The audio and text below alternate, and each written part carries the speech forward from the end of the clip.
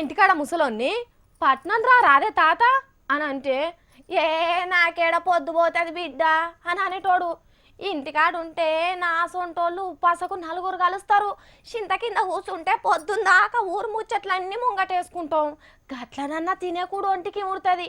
ఓ 4 వద్దులు ఆవుసు కూడా పెరుగుతుంది. దోస్తు నడిసిగాడన్న ఎటన్నా పోయిండే అనుకో, అవతలి వాడ పోషగాన్ని పిలుచుకొని ముచ్చట్లు పెడతా అని అనేటోడు. ఏందో ఏమో ఊళ్ళే ముసలోళ్ళకు ముచ్చట్లతోనే కడుపు నింపుకుంటారు. ఊరు ముసలోళ్ళు అంటే గట్లుంటారు.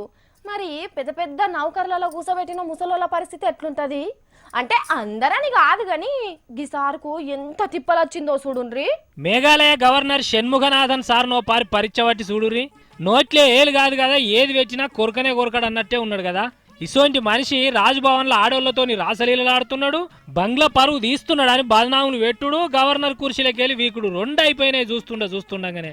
పాపం షణ్ముఖనాథన్ సారు ఇవాళ మాపటికి మేఘాలయ గవర్నర్ బంగ్లాల వండుకొని రాష్ట్రం బాగు కొరకు ఎన్ని కలలుగా అందామనుకున్నాడో ఏందో. అన్నిటిని ఆగం చేసిర్రు. పడుసోడు గడుసు పనులు చేసిండంటే నమ్మొచ్చు గాని సార్కి ఏం తక్కువ 70 ఏళ్ళుంటాయి. ఈ ఈడుల ఆడోళ్ళను పిలుసుడే అటేటంటే ఆగం చేయ బుద్ధి ఉడుతుందా? రాజ్భవన్లో పనిచేసేటోళ్ళు అందరినీ ఆడోళ్ళనే పెట్టుకున్నాడట. ఆడోళ్ళు అయితే ఓపిక కొద్ది పని చేస్తారు అనుకోవచ్చు, దాంట్లో తప్పే ఉన్నది. వాళ్ళకు రాత్రి డ్యూటీలు వేసిండట. రాత్రి అయితే వంట మనిషి బువ్వకూర అండదా? నడిజాము తగ్గొచ్చినప్పుడు గోళీలు వేసేటందుకు ఓ నర్సు నైట్ డ్యూటీలు ఉంటే తప్పేంది? గంత పెద్ద బంగ్లాల ఒక్కనికి ఉప్పసోకనో రాజ్యాంగ సూత్రాలను చర్చ పెట్టేందుకో ఆడవిలగాన్లను దినాం పిలుచుకున్నాడు కావచ్చు. దానికే అమ్మాయిల క్లబ్ చేసిండు, బెడ్రూమ్లకు ఆడోళ్లను పిలుచుకుంటాడు అంటే ఏం పాపం ఇది? అసలే ముసలితనంలో ఉన్నాడు. నడుంగుంజినప్పుడు బెడ్ మీద వండుకొని మీటింగ్లు పెట్టి ఉంటాడు. అది కూడా తప్పేనా? రాత్రి కూడా నిద్రపోకుండా కష్టపడుతున్నాడని పిలుచుకొని అవార్డులు ఇయ్యాలి గాని ఎంబడే నౌకర్లకెళ్ళి వీకేయని ధర్నాలు చేసిర్రు. చెప్రాష్ ఖాన్ నుంచి సురువు చేస్తే పెద్ద పెద్ద ఆఫీసర్ల దాకా 98 మంది మోడీ సార్కు రాష్ట్రపతికి ఉత్తరాలు కూడా రాసిర్రు. మరి ఆ పెద్ద మనుషులన్నా ఈ పెద్ద మనిషి ఆరాటాన్ని అర్థం చేసుకోవాలి కదా, రాజీనామా చేపించిర్రు. పాపం షణ్ముఖం సారు అట్లిట్లా గాలికి తిరిగిన మనిషి కూడా కాదు.